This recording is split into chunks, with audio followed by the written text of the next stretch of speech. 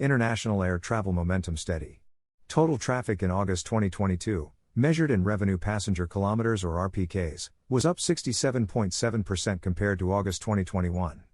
Globally, traffic is now at 73.7% of pre-crisis levels.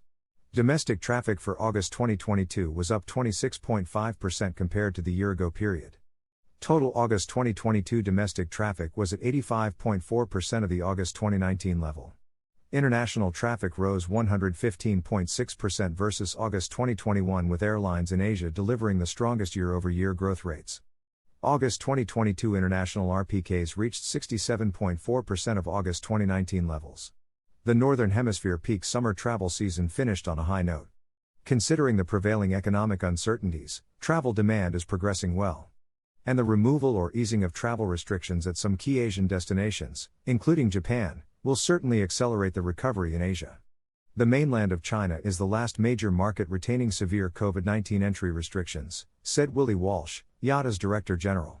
August 2022, % year-on-year world share 1 RPKSPLF, % PT2 PLF, Level 3 total market 100.00%, 67.70%, 43.60%, 11.80%, 81.80%, Africa 1.90%, 69.60%, 47.60%, 9.80%, 75.70%, Asia Pacific 27.50%, 141.60%, 76.50%, 19.90%, 74.00%, Europe 25.00%, 59.60%, 37.80%, 11.80%, 86.20%, Latin America 6.50%, 55.00%, 46.60%, 4.50%, 82.40%, Middle East 6.60%, 135.50%, 65.40%, 23.70%, 79.60%, North America 32.60%, 29.60%, 20.00%, 6.40%, 85.60%, 1% of industry RPKs in 2021, 2 year-on-year change in load factor, 3 load factor level.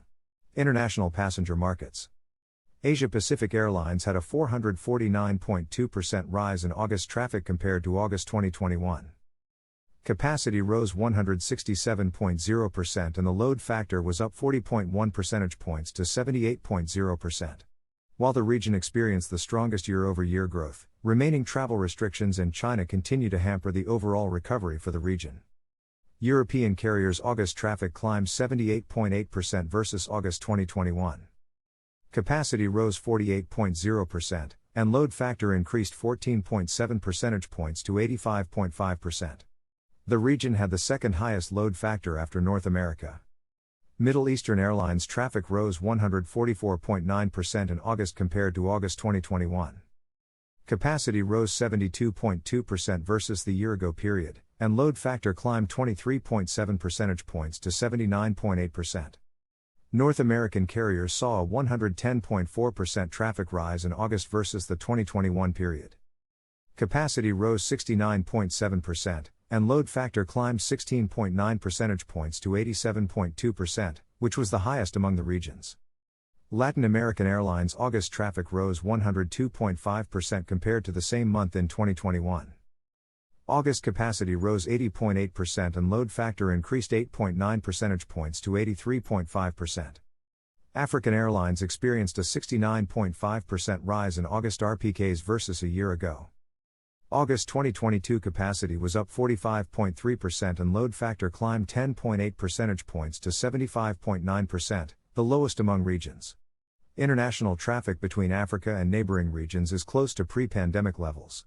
Domestic passenger markets. August 2022, % year-on-year world share 1 RPKSPLF, % PT2 PLF, Level 3 domestic 62.30%, 26.50%, 18.90%, 4.70%, 79.70%, Australia 0.80%, 449.00%, 233.70%, 32.10%, 81.90%, Brazil 1.90%, 25.70%, 23.40%, 1.50%, 81.20%, China P.R.17.80%, 45.10%, 25.70%, 70%, 9.00%, 67.40%, India 2.00%, 55.90%, 42.30%, 6.90%, 78.90%, Japan 1.10%, 112.30%, 40.00%, 24.00%, 70.60%, U.S. 25.60%, 7.00%, 3.30%, 3.00%, 84.60%. 1% of industry RPKs in 2021 2 year-on-year change in load factor 3 load factor level.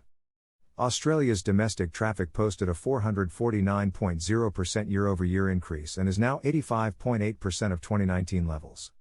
U.S. domestic traffic was up 7.0% in August, compared to August 2021. Further recovery is limited by supply constraints. August 2022, %CH versus the same month in 2019 world share in 1 RPKSPLF, %PT2 PLF, level 3 total market 100.00% to 26.30% minus 22.80% 3.90% 81.80% international 37.